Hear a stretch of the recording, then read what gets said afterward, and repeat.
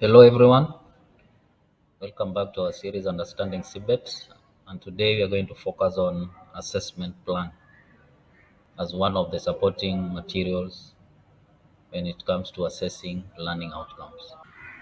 Assessment plan is equally a document that outlines assessment methods that will be used to measure student achievement on the learning outcomes. So basically, this addresses which assessment methods and of course other areas that you are going to look at when you want to measure student achievement or specific learning outcome of a unit of competency. So basically, that is an assessment plan. And what does it address? It addresses various aspects.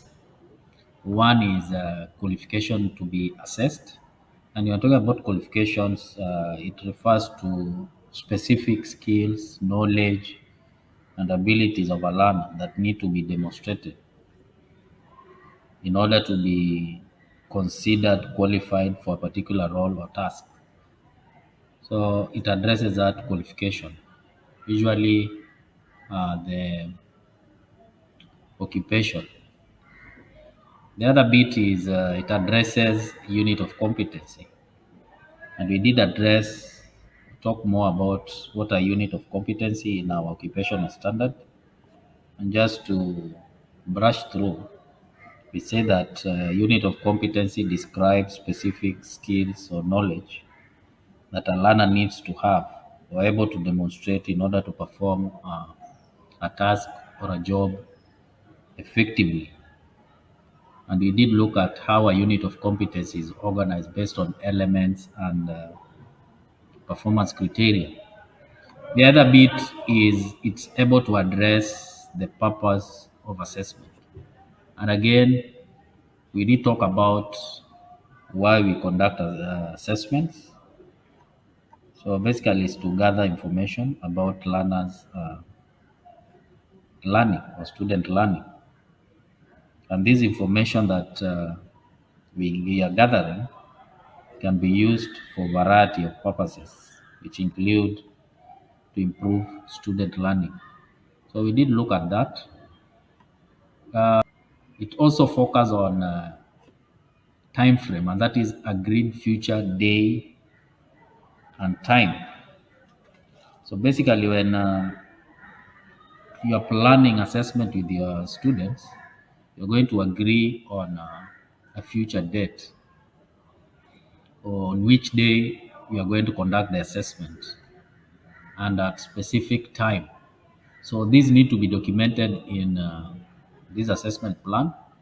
So it focuses on the day and time that you have agreed upon with your students. The other bit is it also addresses the assessment venue, and we did look at assessment context just to again brush through on the different assessment contexts. We do like you can conduct assessment